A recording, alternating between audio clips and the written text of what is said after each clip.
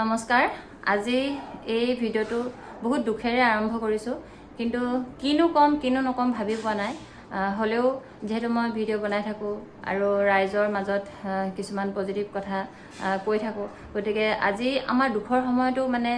ৰাইজৰ সৈতে দুআষাৰ পাতি মনটো পাতা ল'ব বিচাৰিছো এয়া মিষ্টাৰ তেখেতকো লৈ আনিছো মই দুই আষাৰ কবৰ বাবে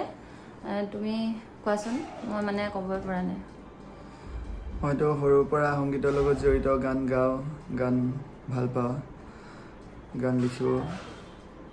তাৰপিছত সৰুৰ পৰা আমি জুবিন গাৰ্গৰ গান গাই ডাঙৰ হৈছোঁ আৰু সৰুতে যেতিয়া প্ৰথম গান গাবলৈ ধৰিছিলোঁ ভালকৈ ইনষ্ট্ৰুমেণ্টৰ লগত গা ভৰা বয়সৰ লাজ লগা কথা জুবিন গাৰ্গৰ সেই গীতটি প্ৰথম গাইছিলোঁ আৰু তেতিয়া তাৰপিছত আৰু মই সৰুৰ পৰা দেখি আহিছোঁ অকল গান গোৱা মানুহ বুলিয়ে নহয় গান গোৱা নোগোৱা সকলোৱে মানে দিনটোত এবাৰ হ'লেও জুবিন গাৰ্গৰ নামটো মানে উচ্চাৰণ কৰে তেওঁলোকে মুখত লাগিলে সেয়া দুখৰ সময়তে হওক সুখৰ সময়তে হওক বিভিন্ন অকেজনত হওক বা নামঘৰত হৰিনামত হওক বৰগীতত হওক জুবিন গাৰ্গৰ কণ্ঠই ন অসমত প্ৰায়বোৰ তাৰপিছত সকলো ক্ষেত্ৰতে মানে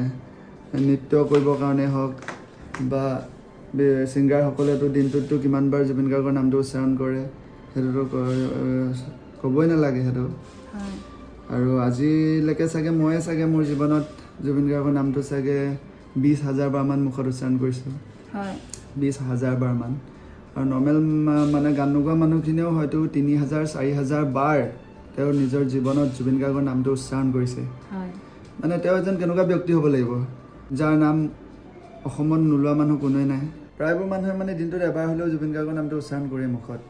বিভিন্ন কাৰণতে হওক লাগিলে গাড়ীত গান এটা বজাবৰ কাৰণে হওক গৈ থাকোঁতে ক'বলৈ তেনেকুৱা এজন মহান ব্যক্তি আৰু মই জুবিন গাৰ্গ অকল অসমৰ বুলি নাভাবোঁ মানে মই এজন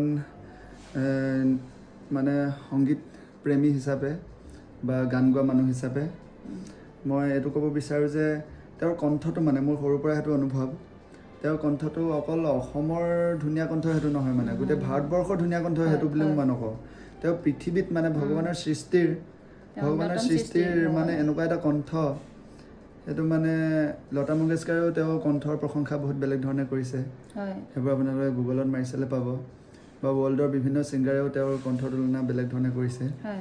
আৰু মই ভাবোঁ মানে ৱৰ্ল্ডত তেওঁৰ দৰে সুন্দৰ কণ্ঠ মানে ভগৱানে চাগে বহুত বেলেগ ধৰণে মানে তেওঁক অকলশৰে যেন মানে বনাইছিলে তেওঁক বনোৱা টাইমত বহুত মানে বেলেগ ধৰণে ভগৱানে এটা বেলেগ ধৰণৰ সৃষ্টি বুলি ক'ব লাগিব তেওঁ আজি এই ক্ষতি গোটেই অসমৰে ক্ষতি নহয় গোটেই বিশ্ববাসীৰ কাৰণে এটা ডাঙৰ ক্ষতি সংগীত জগতৰ কাৰণে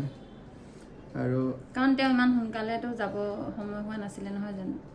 ইমান সোনকালে 52 বছৰ হৈছিলে এতিয়া তেওঁ 53 বছৰ হ'বলৈতো আছিলে নৱেম্বৰলৈকে হয় নাই বাৰু কিন্তু ইমান কম সময়তে আমাৰ অসমবাসীক এৰি থৈ গ'ল মানে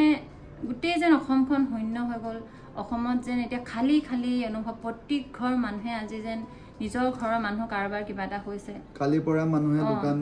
পঢ়াৰ চব বন্ধ কৰি দিছে আজি মানুহ মানে একদম এনেকুৱা হৈ গৈছে স্কুল বন্ধ আৰু মানুহ পৰিৱেশটো এনেকুৱা হৈছে যেন গছ বনেও যেন ভালকৈ যেন তেওঁলোকেও যেন বুজি পাইছে যে জুবিন গাৰ্গ নাইকিয়া হৈ গৈছে কাৰণ তেওঁ গছক বহুত বেছি ভাল পাইছিল হয় নাই প্ৰকৃতিৰ লগত তেওঁ সকলোৱে কান্দিছে তেনেকুৱা অনুভৱ হৈছে মানে আজি গোটেই অসমত মানে এটা বেলেগ ধৰণৰ কালিৰ পৰা অসমত মানে এটা বেলেগ ধৰণৰ সুখৰ সময় বুলি ক'ব লাগিব আৰু চবতকৈ ডাঙৰ কথা জীয়াই থকা মানুহৰ ভিতৰত মানে অসমৰ সকলো মানুহে ভাল পোৱা মানে বেছিভাগ মানুহে ভাল পোৱা ব্যক্তি আছিলে জুবিন গাৰ্গ তাকে মানে তেওঁ যে আজি হেৰাই গ'ল বা তেওঁ যে নাই তেওঁৰ মৃত্যু হৈছে এই কথাষাৰ অসমবাসীক কোনোৱে মানি ল'ব বিচৰা নাই আৰু তেওঁৰ লেখীয়া ব্যক্তিৰ আচলতে মৃত্যু নহয় তেওঁ অমৰ শৰীৰটোৰহে নাইকিয়া হ'ব পাৰে সমাপ্তি হৈছে শৰীৰটো তেওঁ প্ৰত্যেকজন মানুহৰ অন্তৰতে জীয়াই থাকিব প্ৰত্যেকজন মানুহৰ অন্তৰত আচলতে মই একো ক'ব নোৱাৰা হৈ গৈছোঁ প্ৰতিজন মানুহৰ অন্তৰত জীয়াই থাকিব প্ৰতি ঘৰ মানুহতেই জুবিন গাৰ্গৰ গান বাজিব কিন্তু দুখো লাগিছে পৃথিৱী থাকে মানে আচলতে তেওঁ থাকিব হয় আৰু মানুহ থাকে মানে আৰু পৃথিৱী থাকে মানে তেওঁ থাকিব আৰু প্ৰতি ঘৰ মানুহতেই মানে জুবিন গাৰ্গৰ গান বাজিব আৰু বাজিত থাকিব গোটেই জীৱন আমি আমাৰ ল'ৰা ছোৱালীকো এতিয়া তেওঁ ইমানখিনি বুজি পোৱা নাই যদিও আকৌ বুজাব লাগিব যে জুবিন গাৰ্গ থকা অসম হয় এখন জুবিন গাৰ্গ কোন আছিলে কেনেকুৱা অসমত তুমি জন্মগ্ৰহণ কৰিছা জুবিন গাৰ্গৰ দৰে এজন ব্যক্তি আছিলে সম্পদ, আমাৰ অসমৰ সম্পদ তেওঁ। আৰু মই যিমানটো মোৰ মনত আছে লতা মংগেশকাৰজীয়ে ৱৰ্ল্ডৰ ভিতৰত চবতকৈ বেছি গান গাইছিলে, সকলোতকৈ বেছি গান। হয় তাৰপিছত এছিয়াৰ ভিতৰত বেছি গান গোৱা ব্যক্তি আছিলে জুবিন গাৰ্গ। হয় এছিয়া মহাদেশৰ ভিতৰত বেছি গান গোৱা ব্যক্তি আছিলে জুবিন গাৰ্গ। আচলতে তেওঁ সদায় অমৰ আৰু তেওঁৰ সকলো ব্যক্তিৰ অন্তৰত তেওঁ সদায় জীয়াই থাকিব। আৰু পৃথিৱীত মানুহ থাকে মানে, পৃথিৱীত অসমীয়া থাকে মানে তেওঁ সদায় জীয়াই থাকিব। আৰু তেওঁ মৃত্যু হ'ল বুলি আপোনালোকে নাভাবিবই, তেওঁ জীয়াই আছে, আমাৰ মাজতে জীয়াই আছে তেওঁ। হ'ব বাৰু।